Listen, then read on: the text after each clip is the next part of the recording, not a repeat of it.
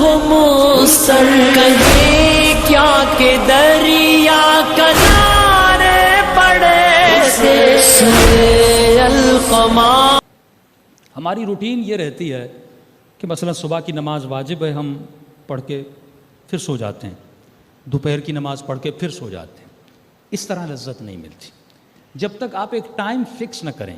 مثال کے طور پہ مجھے صبح کی نماز کو 15 منٹس دینے، یہ خود پہ واجب کر لیں کہ 15 منٹ سے کم میں مصلی پہ بیٹھوں گا نہیں، یا 20 منٹ، جتنی آپ کی طاقت ہے، وسعت ہے، وہ ٹائم فکس بنا دیں۔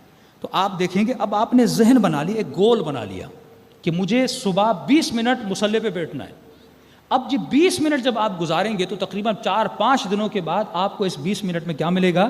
سکون ملے گا۔ اس کی وجہ ہے، وجہ یہ ہے کہ مثال کے طور پہ اگر میں جلدی میں نماز پڑھتا ہوں تو ذہن میں یہ ہوتا ہے جلدی پڑھ کے سو جاؤں، جلدی پڑھ کے آفس نکل جاؤں، جلدی پڑھ کے فلاں کام کر دوں، تو وہ نماز میں خیال رہتا نہیں ہے۔ لیکن جب آپ نے پہلے سے پری پلان کر لیا کہ مجھے 15 منٹ 20 منٹ مصلی پہ بیٹھنا ہی بیٹھنا ہے، تو اب ذہن میں یہ خیال نہیں آیا کہ مجھے سونا ہے، اس کا ذہن بن چکا ہے کہ مجھے صبح کی نماز 15 منٹ پڑھنی ہے، اس کے بعد زیارت عاشورہ پڑھنی ہے، دعائے القمہ پڑھنی ہے، اللہ کے ساتھ راز و نیاز کرنا ہے، پھر خدا وہ مقام عطا کرتا ہے۔ ایران کے بہت بڑے عالم، شیراز کے رہنے والے، کہتے ہیں وہ اپنی محفلوں میں ایک بحث چل پڑی۔ بحث یہ تھی کہ کیا موت اختیاری، دو طرح کی موتیں ہیں، ایک موت انسان کو اچانک آ جاتی ہے، پتہ نہیں لگتا، لیکن ایک نظریہ ہمارے علماء کے یہاں ہے کہ اگر انسان بہت نیک ہو وہ اپنے اختیار سے دنیا سے جاتا ہے۔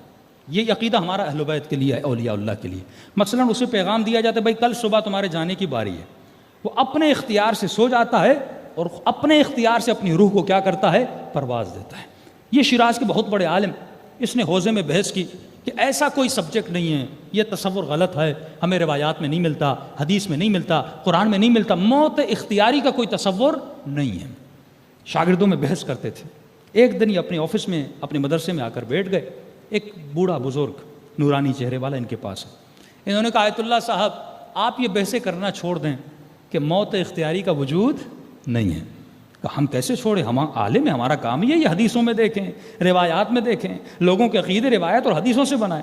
انہوں نے کہا کئی چیزیں ایسی ہیں جو پڑھنے سے نہیں ملتی، جو عمل کرنے سے ملتی ہیں۔ کئی ایسی چیزیں ہیں جو پڑھنے سے نہیں ملتی۔ ایک یہودی نے بھی امام زمانہ پہ PhD کی امریکہ میں، تو اسے بھی پتہ ہے مولا کس کے بیٹے ہیں، کس کی نسل سے ہیں، تو علم تو ہے اس کے پاس لیکن اس کے وجود میں عمل نہیں ہے۔ تو کئی چیزیں ہیں سننے سے نہیں ملتی، پڑھنے سے نہیں ملتی، عمل کرنے سے ملتی۔ کہ آپ کا کیا کہنے کا مطلب؟ کہ کئی چیزیں مشاہدے سے ملتی ہیں۔ کہ کیا کروں؟